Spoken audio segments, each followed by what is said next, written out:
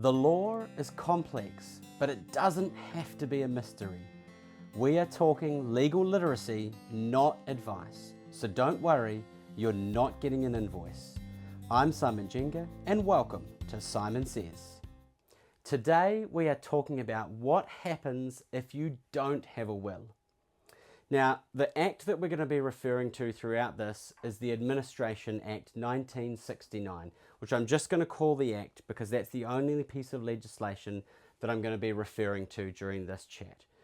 So if you don't have a will and you pass away, then the Act is going to determine who is able to apply to the court to run the administration of your estate and how your estate is going to be administered.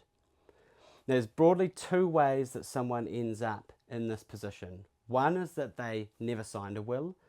The second is that they did sign a will, but for some reason it was invalid. They didn't sign a valid will. I'm going to start with just talking about if you never signed a will, what happens. So the first thing is that instead of applying for a grant of probate, we're going to be making an application for letters of administration. Probate is granted for wills, whereas letters of administration are obtained where there is no valid will. So that's the first technical difference. But what does that really mean? Well, the letters of administration is going to be applied for by whoever has standing with the court to make the application, rather than the person that you would have named in your will as your executor. So that person, and we call them the administrator, they are going to make the application to the court to look after your estate. Now you may have noticed critical point number one is that you are now not in control of the person or people that are going to be administering your estate. So that's an important one to remember straight off the bat. Now once letters of administration are granted to that person or people, then your assets are going to be collated up and then distributed pursuant to the Act. And the Act sets out very clear parameters for how your assets are going to be distributed. So instead of you getting to choose pretty well freely under New Zealand law who and where you want your assets to go, your assets are going to go in a prescribed fashion based on section 77 of the Act. Now that section has a table that lays out if this then that, if this then that, if this then that. So if you pass away and you have a spouse or de facto partner and no children and your parents have all passed away, then everything will go to your spouse, which for a lot of Kiwis is going to be honky-dory. But if you pass away with a spouse or de facto partner and you have children, then the first 150,000 will go to your spouse, but then whatever's left over after that is divided 1/3 to the spouse, 2/3 to the children. And if you have no children but you still have living parents, then it's 150,000 to the surviving spouse and then 2/3 to the spouse, 1/3 to the parents. So immediately you can see that we've got a bit of uncertainty around what is going to happen based on what you may have wanted to happen.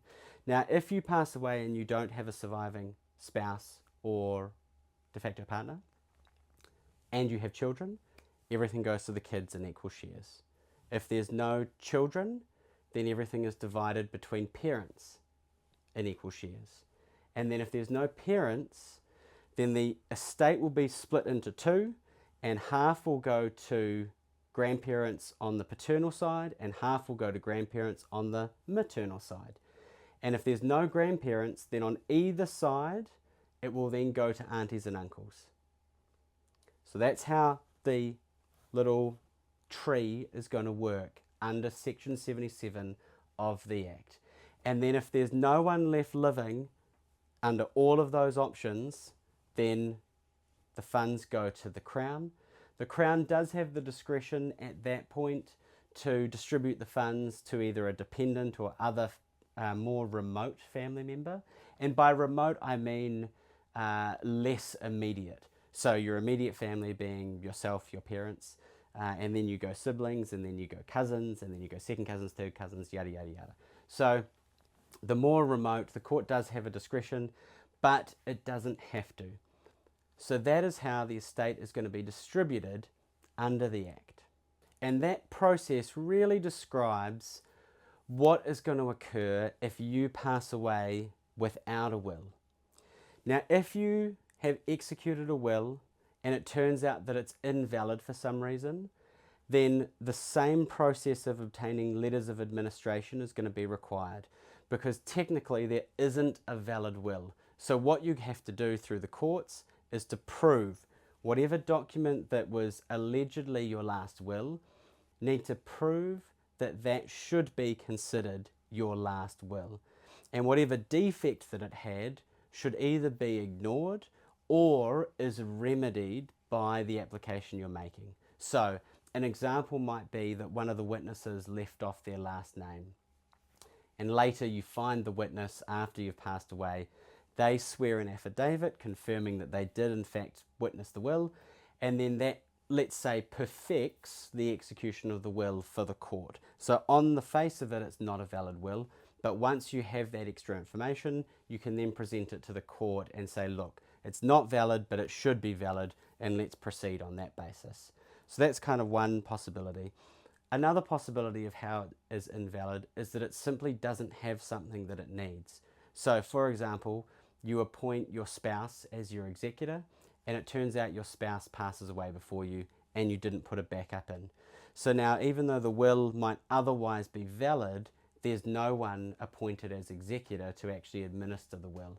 And that's another scenario where then, instead of going to the court to tidy up something, you're actually going to the court to say, we have found the applicant who is going to apply for letters of administration to be appointed as the administrator to administer this will that does lay out all the distributions that you want made, but just doesn't have an executor. So there's a few different ways that you can kind of cut that pie, and it really comes down to the fact situation that is presented before me. So your best defense in terms of what you can do to protect against these situations is to execute a valid will through a legal professional. That's the easiest way to make sure that you're definitely going to have a valid will when you pass away. Now, in these circumstances, the reason that they're slightly different from if there's no will at all is that whatever will document is there and available will be presented to the court with the application as part of then the distribution process. And if that will has distributions that would be valid, then they will be administered.